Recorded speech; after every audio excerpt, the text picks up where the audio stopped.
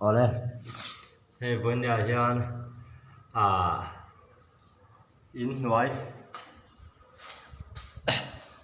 Putin nói tôi nói hiền hay các khổ anh này hay lại về hay khổ tổ nó rất cần nhỉ thì cho anh hay với nhà hiền thì giả về tôi chú có thuộc tổ này tôi nói hiền là cần trần lệ tổ tổ này không ai tất kiên mấy lâu thì tôi giống giống thì mấy lâu like saka hay cái channel mấy lâu like saka mấy lâu subscribe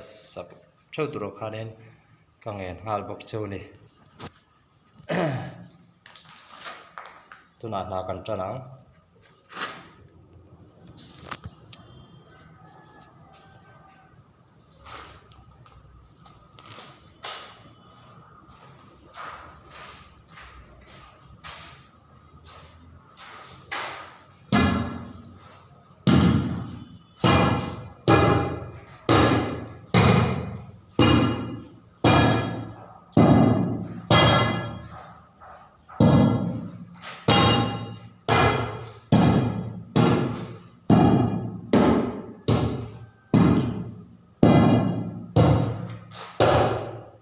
đây là bộ tháp khóc này tama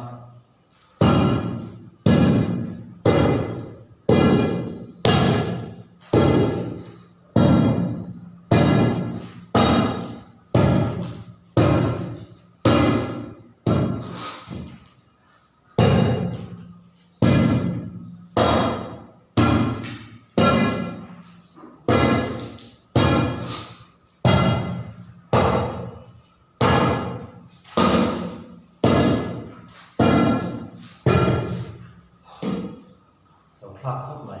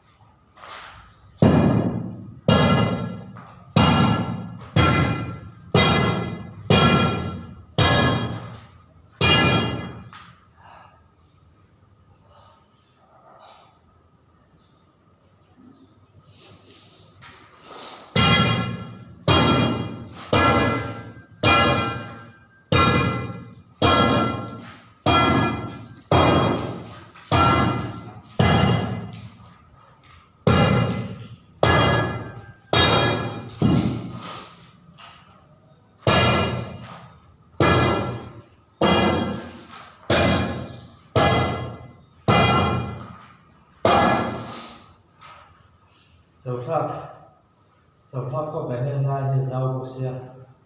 hết tận là cầu của là đấy là hai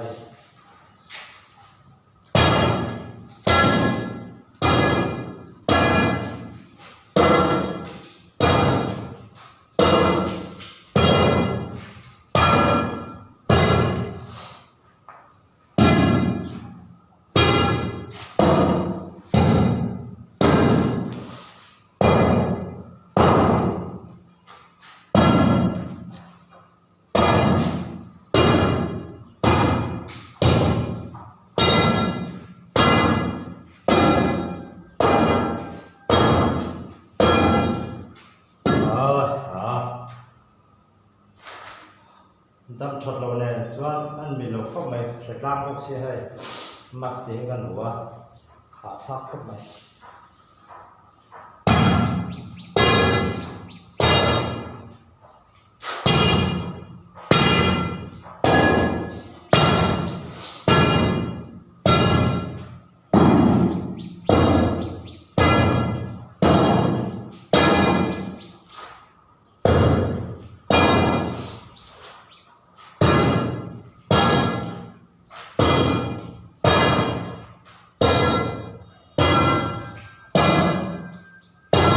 kutte dulu kan tahu nih kutte dulu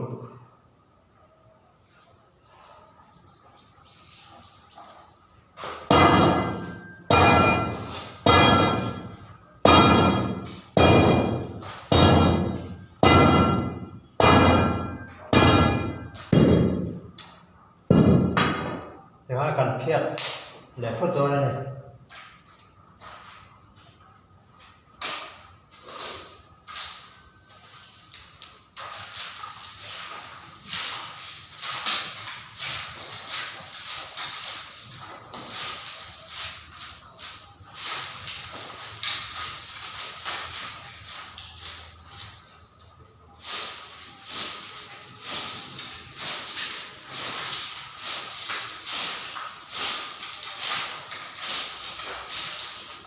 tụt một khóc mày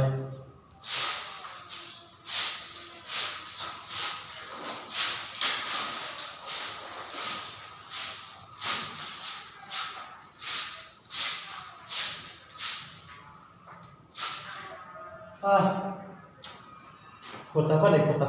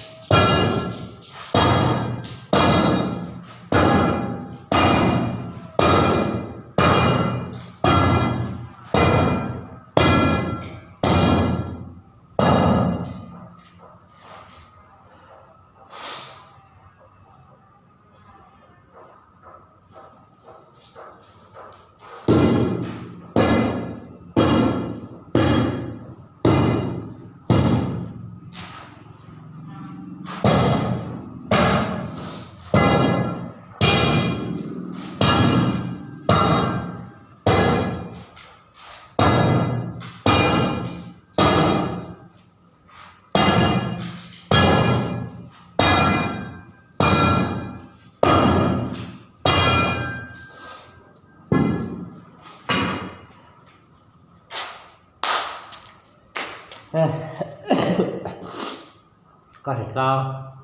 rang tua kutte hilai vel te tua đó tua thì hôm đầu te kares lúc ngã thì chuan này kinh đâu à